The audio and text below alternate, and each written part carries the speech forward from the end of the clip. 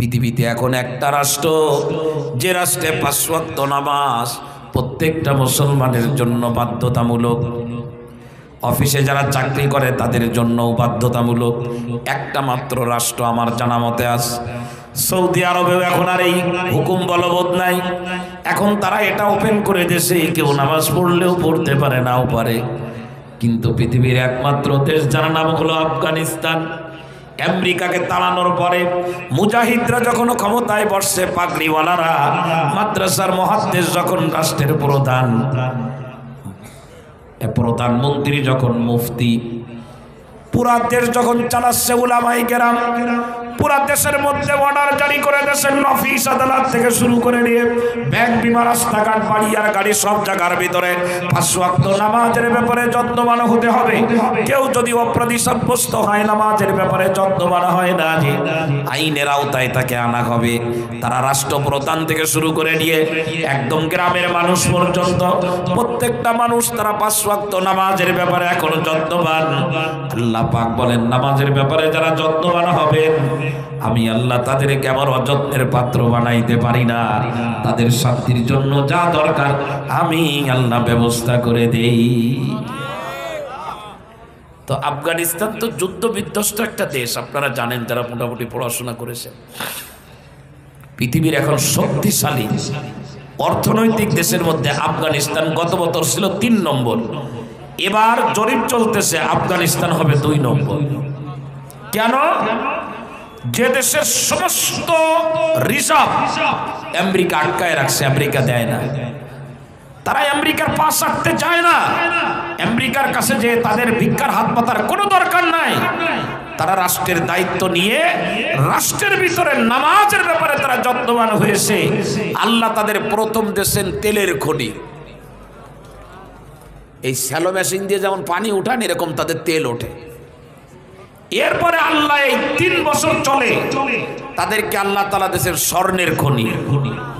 পৃথিবীতে এমন খনি আর নাই। কেমন খনি? পাহাড় কাটতেছে আর স্বর্ণ একেবারে ওই বালু পাহাড়ের ভিতরে যেমন ২-১টা পাথর থাকে, পড়তে থাকে, স্বর্ণ ওই রকম পড়তেছে। পৃথিবীর সব থেকে দামি পাথর, যে পাথরের থেকে দামি আর কোনো পাথর নাই, আল্লাহ তাআলা সেই পাথরের খনি আফগানিস্তানের এক প্রদেশে আল্লাহ দিয়ে দিয়েছেন। কয়টা হলো?